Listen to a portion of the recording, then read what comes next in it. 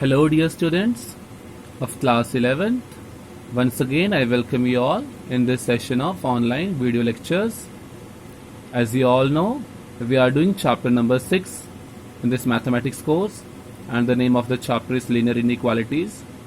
Also, you know that in the previous lecture, we have concluded exercise 6.1, and the questions we did in exercise 6.1 were solving of inequalities algebraically. आप लोगों ने exercise 6.1 में जो question solve किए हैं उनमें क्या किया है, इनइक्वालिटीज को algebraically सॉल्व किया है. Now we are going to start exercise 6.2 and this 6.2 exercises, let me show you the exercise, students. Exercise 6.2 here is in your front, and the question is solve the following inequalities graphically in two-dimensional plane. आपको इन सारी inequalities को graphically solve करना है in two-dimensional plane. And in the exercise you can see that 10 questions are given to you, and in all these 10 questions you have to solve the inequalities graphically. हर एक question में आपके पास एक एक inequality आपको given है और आप लोगों को सॉल्व करना उन लोगों को उनको graphically.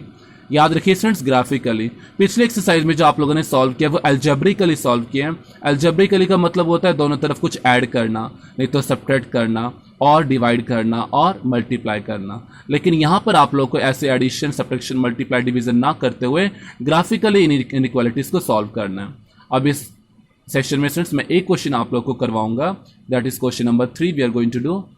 In your notebook also you have to do only one question of this exercise. Why? Because this exercise is not at all important from the point of view of HP board of examination. क्योंकि इस exercise में आपके पास HP board examination में कोई भी question नहीं आएगा, but this concept will be useful in the next exercise which we are going to do right now. उसमें ये useful होगा, इसलिए हम इसमें से exercise में से एक question अभी करेंगे. और ये question मैंने उठाया question number 3. Statement I am again reading for you. Solve the following inequality graphically in two-dimensional plane. Two dimensional plane में आपको इस इनइक्वालिटी को सॉल्व करना है ग्राफिकली. टू-डायमेंशनल प्लेन कहने का मतलब है जो आप ग्राफ प्लॉट करते हैं, आप जो कार्टेशियन प्लेन बनाते हैं एक्स एक्सिस और वाई एक्सिस के बीच में, that is known as two dimensional graph only. लेकिन अगर मान लीजिए वहाँ पे थर्ड एक्सिस भी इंक्लूड हो जाती है, दैट इज जेड एक्सिस, तो वो 3-डायमेंशनल प्लेन बन जाता है. लेकिन यहाँ पे जो आप लोग ग्राफ जैसे मैंने बना रखा है एक्स एक्सिस और वाई एक्सिस के बीच में, तो ये जो हमारा ग्राफ बनते हैं 2-डायमेंशनल कार्टेशियन सिस्टम ही रहता है, या फिर 2-डायमेंशनल प्लेन आप लोग बोल सकते हैं इसको. So let us solve. Question number 3 में स्टूडेंट्स देखिए आपको इनइक्वालिटी गिवन है 3x + 4y is less than equal to 12. Third question में क्या है, 3x + 4y is less than equal to 12 को आपको सॉल्व करना है ग्राफिकली. सबसे पहले स्टूडेंट्स सॉल्यूशन में इस इनइक्वालिटी को आप लोग लिख लीजिए जो आपके पास गिवन थी, 3x + 4y is less than equal to 12 आप लोगों ने लिख लिया. अब सॉल्यूशन जो आपने स्टार्ट करना है, कैसे करना है, तो देखिए सबसे पहले आपको अगर आप ध्यान से देखिए ये आपको एक इनइक्वालिटी गिवन है. इस इनइक्वालिटी कॉरस्पॉन्डिंग सबसे फर्स्ट स्टेप जो है आप लोगों ने कॉरस्पॉन्डिंग इक्वेशन लिखनी है. Equation corresponding to the above inequality, जो ऊपर आपको इनइक्वालिटी गिवन है उसके कॉरस्पॉन्डिंग आप लोग इक्वेशन लिखेंगे. इक्वेशन मतलब कहने का मतलब है आप इस लेस देन इक्वल टू का साइन हटा के इक्वल टू साइन पुट कर दीजिए. इक्वेशन का मतलब वही होता है कि जिस एक्सप्रेशन में आपके पास इक्वल टू साइन प्रेजेंट हो, तो इसके कॉरस्पॉन्डिंग इक्वेशन बन जाएगी 3x + 4y is equal to 12. अब ये जो आपकी इक्वेशन बनी है स्टूडेंट्स, इस इक्वेशन के आपने 2 पॉइंट्स फाइंड आउट कर लेने हैं. इसमें देखिए इक्वेशन को अगर आप ग्राफ में प्लॉट करते हैं तो एक लाइन बनती है आपके पास, जैसे यहाँ पर भी एक लाइन हम लोगों ने बना रखी है. ये लाइन कैसे फॉर्म होगी, इससे पहले हम लोग 2 पॉइंट्स ज्वाइन करके एक लाइन फॉर्म होती है, आप लोग जानते हैं. तो अगर हमें लाइन फॉर्म करनी है ग्राफ पे तो हमें कम से कम 2 पॉइंट्स चाहिए. और 2 पॉइंट्स हम कैसे निकालेंगे, तो देखिए मैंने एक बॉक्स के फॉर्म में पॉइंट्स निकाले हुए हैं. एक्स और वाई पॉइंट प्लॉट कर रखा है, कोऑर्डिनेट आपको पता है कि कोऑर्डिनेट ऑफ अ पॉइंट कैसे डिनोट करते हैं, x, y. तो यहाँ पे सिंपल मेथड क्या है, आपको 2 कोऑर्डिनेट्स निकालने के लिए पहला कोऑर्डिनेट ऐसे निकालिए, आप इस इक्वेशन में x की वैल्यू को 0 पुट कर दीजिए.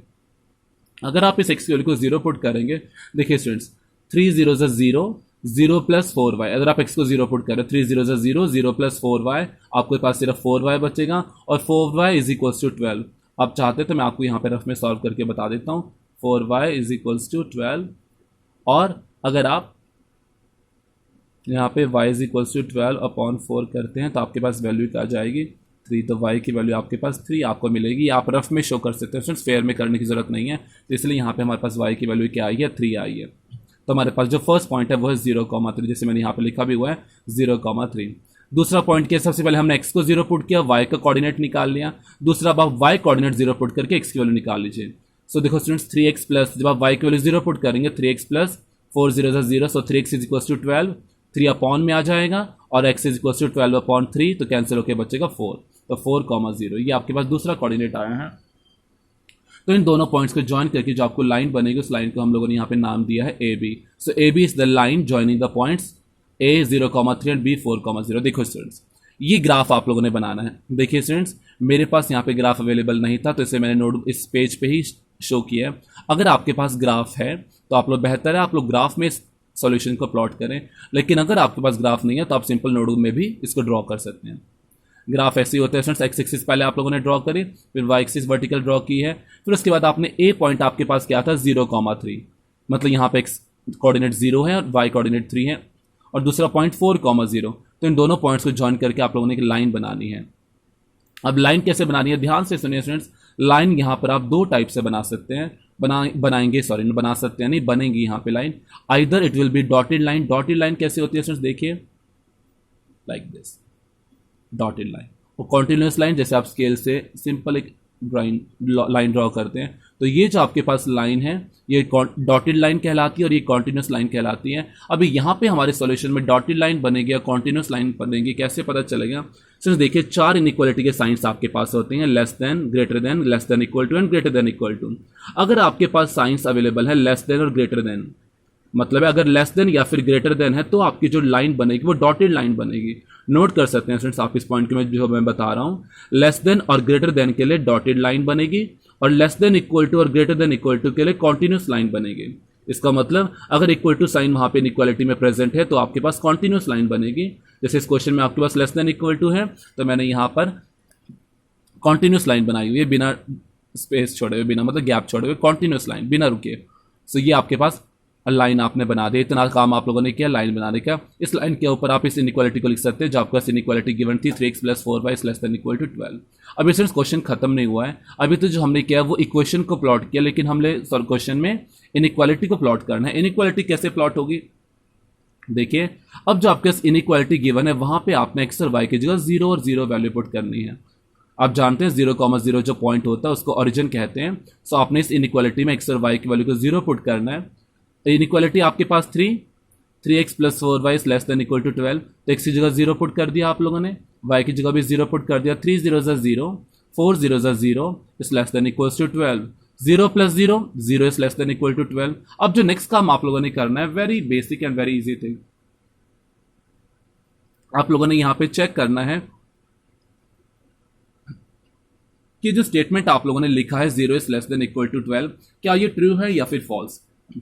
देखिए स्टूडेंट्स, क्या 0 12 से लेस है, ऑफ कोर्स लेस है।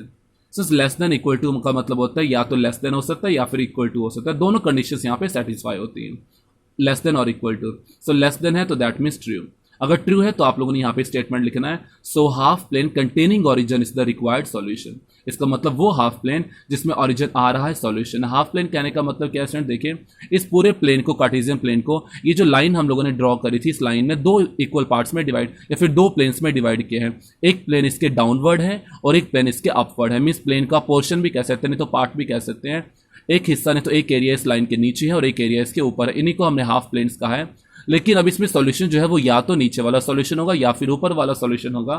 कैसे पता चलेगा, आप लोगों ने ओरिजिन पुट किया, अब ओरिजिन को पुट करने के बाद अगर ट्रू आ रहा है तो मतलब वो हाफ प्लेन जिसमें ओरिजिन है वो आपका हो जाएगा सॉल्यूशन।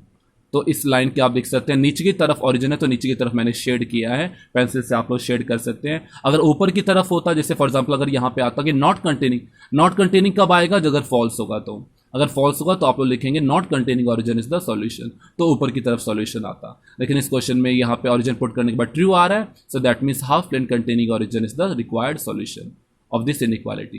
तो नीचे की तरफ आप लोगों ने एरिया को प्लॉट कर दिया है। ये क्वेश्चन था स्टूडेंट सॉल्यूशन, क्वेश्चन नंबर 3 का exercise 6.2।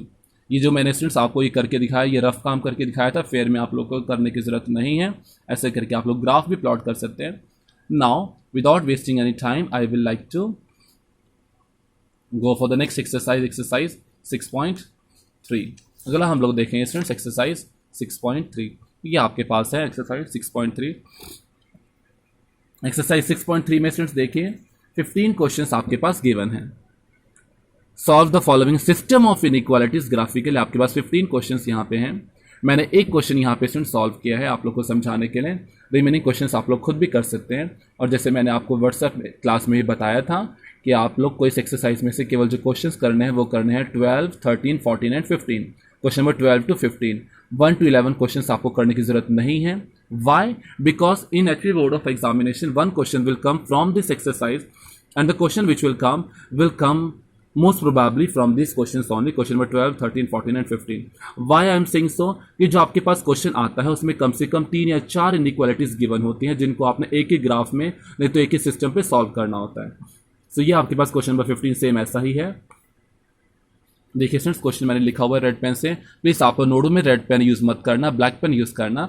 Solve the given system of inequalities graphically. और सिस्टम आपको गिवन है x + 2y less than equal to 10, x + y greater than equal to 1, x minus y is less than equals to 0, x greater than equals to 0 and y greater than equals to 0।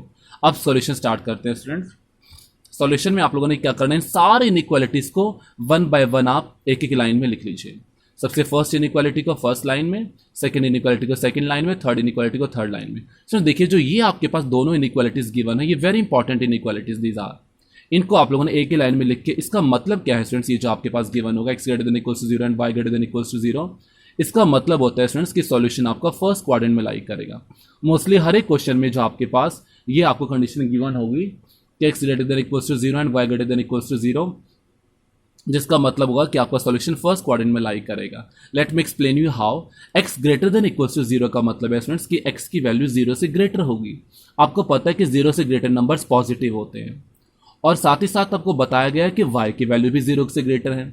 सो देखिए students अगर x की value भी 0 से greater है और y की value भी 0 से ग्रेटर है तो आपको पता है स्टूडेंट्स कार्टेशियन प्लेन जो आपका होता है, अगर मैं आपको दिखाऊं ये जैसे कार्टेशियन प्लेन है तो ये जैसे x एक्सिस है और ये आपके पास y एक्सिस गिवन है।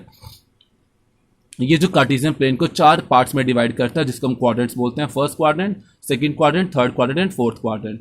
तो कौन सा क्वाड्रेंट है जिसमें x और y दोनों पॉजिटिव रहता है तो वो आपके पास क्वाड्रेंट होता है फर्स्ट क्वाड्रेंट। तो इसलिए हम लोगों ने क्या लिखा है कि x greater than equals to 0, y greater than equals to 0 shows that the solution lies in first quadrant। तो ये लाइन आप लोगों ने लिख लेनी है इस इनइक्वालिटीज के लिए। सो अब आपको जो मेन सॉल्व करना है वो इन 3 इनइक्वालिटीज को सॉल्व करना है बिल्कुल उसी तरह से स्टूडेंट्स जैसे हम लोगों ने एक्सरसाइज 6.2 में किया था। वहाँ पे सिंगल इनइक्वालिटी थी, यहाँ पे 3 इनइक्वालिटीज को आपको सॉल्व करना है। देखिए स्टूडेंट जैसे मैंने आपके इस पेज पे भी 3 पार्ट्स में डिवाइड कर दिए, सेम जैसे मैंने आपको यहाँ पर बनाकर दिखाया है आप लोगों ने फेयर नोट में भी सेम एज इट इज ही करना है और एग्जाम में भी आप लोगों ने ऐसे ही सॉल्यूशन को नीट एंड क्लीन अटेम्प्ट करना है। सबसे पहले इनइक्वालिटी के लिए देखें तो इक्वेशन कॉरस्पॉन्डिंग टू इनइक्वालिटी 1, इसके कॉरस्पॉन्डिंग इनइक्वालिटी लिख लीजिए, पॉइंट्स निकाल लीजिए। फिर उसके बाद आप लोग जानते हैं कि 0,0 को हम चेक करते हैं कि उसके डाउनवर्ड सॉल्यूशन है या अपवर्ड सॉल्यूशन है।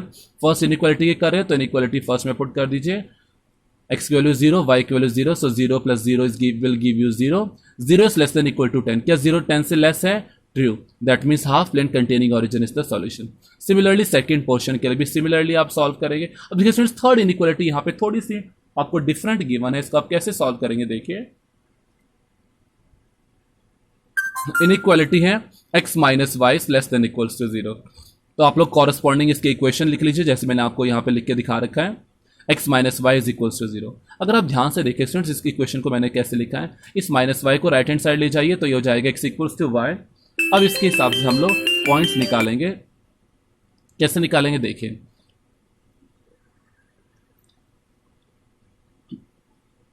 x की वैल्यू को 0 पुट कीजिए स्टूडेंट्स। अगर आप यहाँ पे x की वैल्यू को 0 पुट करते हैं तो y की वैल्यू भी आपकी 0 ही आएगी। अगर मैं कहूँ कि y की वैल्यू को 0 पुट करेंगे तो x की वैल्यू भी 0 ही आएगी।